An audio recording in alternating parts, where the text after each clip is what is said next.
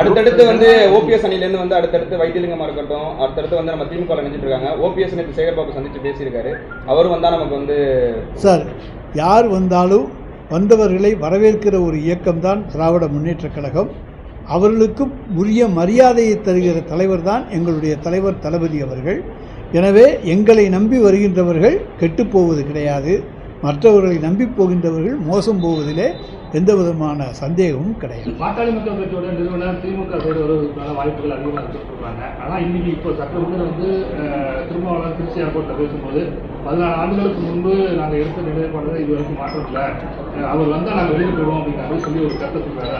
அதை பற்றி எங்கள் தலைமை தான் கூட்டணியை பற்றி முடிவு செய்யுமே தவிர நாங்கள் யாரும் கூட்டணியை பற்றி பேசுவதற்கான எங்களுக்கு எந்த விதமான உரிமையும் கிடையாது. அது வெட்கக்கேடு. அடுத்தடுத்து வந்து பிரதமர் மோடி அமித்ஷாலாம் வந்துட்டே இருக்காங்க, பெரிய அளவில் கூட்டம் காமிக்கிறாங்க, கூட்டத்தெல்லாம் காமிக்கிறாங்க. நீங்கள் வந்து எப்படின்னா பார்க்குறீங்க சார்? அவங்க மொத்த கூட்டத்தையும் நாங்கள் மகளிர் மூலமாகவே பீட் பண்ணி காமிச்சிடுறோம். எங்களுடைய மகளிர் அணி மூலமாக திருப்பூர் அங்கே ஒரு மிகப்பெரிய கூட்டத்தை கூட்டி காண்பித்திருக்கின்றோம். அடுத்ததாக நாளை தஞ்சையிலே கூட்டி காண்பிக்க இருக்கின்றோம். திருவண்ணாமலையிலே இளைஞர் பட்டாளத்தை கூட்டி காண்பித்திருக்கிறோம். விருதுநகரிலே இளைஞர் பட்டாளத்தை கூட்டி காண்பித்திருக்கிறோம். அதற்கு பிறகு BLA 2 BLCA ஒவ்வொரு மண்டலமாக நடத்த இருக்கின்றோம்.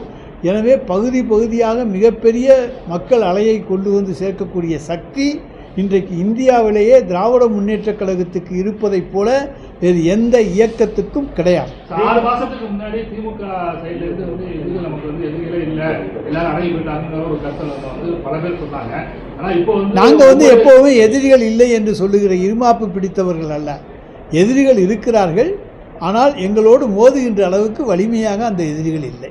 ஒவ்வொரு கூட்டணியும் நம்ம வந்து வலுவடைஞ்சிட்டு இருக்கு. இப்போ இன்னைக்கு வந்து தாவேக்கால சார்பாக செயற்குழு பொறுப்பு போட்டிருக்காங்க. அதில் என்ன முடிவு எடுக்க போகிறாங்க சார்? யார் எந்த முடிவு சார்? தேர்தல் என்று வந்துவிட்டால் மக்கள் தான் தீர்மானிக்க வேண்டும். மக்களிடத்திலே நாங்கள் சென்று எங்களுடைய கருத்துக்களை சொல்லுகிற பொழுது மக்கள் யார் கருத்துக்களை ஏற்றுக்கொள்வார்கள் என்று பார்க்க வேண்டும். அதுதான் உண்மை. இன்னொன்று சொல்லப்போனால் நாங்கள் வந்து சொன்னதையெல்லாம் செஞ்சுருக்கோம். மகளிர் உரிமை தொகை தருகிறோம் என்றோம், தந்திருக்கிறோம். ஆனால் அன்றைக்கு அதை கிண்டல் செய்தவர் பொய்ப்பாடி பழனிசாமி என்ன சொன்னார்? பச்சை குழந்தை சின்ன பிள்ளைங்களுக்கு முட்டாய் கொடுக்கறது போல மகளிருக்கு வந்து ஆசை காட்டி இன்றைக்கு மகளிர் உரிமை தொகையை தரப்பாக்கிறார்கள் என்று சொன்னார். நாங்கள் 1,32,00,000 பேருக்கு தந்தோமா இல்லையா? அதே போல் எடப்பாடி பழனிசாமி 2019 தேர்தலில் நாடாளுமன்ற தேர்தலுக்கு முன்னால் 2,000 ரூபாய் 60 லட்சம் வறுமை கோட்டுக்கு கீழுள்ள குடும்பங்களுக்கு கொடுப்போம் என்று சொன்னார். அதில் வந்து கிட்டத்தட்ட ஒரு 32 குடும்பங்களை தேர்ந்தெடுத்து ஒரு 2 கோடி ரூபாய் செலவழித்து பிரம்மாண்டமான விழா நடத்தி 64,000 ரூபாயை கொடுத்த வள்ளல் தான் எடப்பாடி பழனிசாமி. அதுக்கப்புறம் போய் கேட்டால் பார்ப்போம்னு சொல்லி தேர்தல் வரைக்குமே ஓட்டிட்டு ஏமாத்தினவர் அவர்.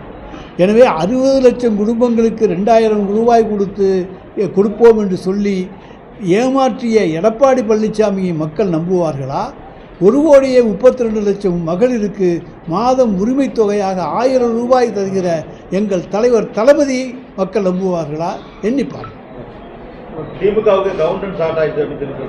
சார் கவுண்ட் டவுன் எங்களுடைய வெற்றிக்கான கவுண்ட் டவுன் ஸ்டார்ட் ஆயிடுச்சு.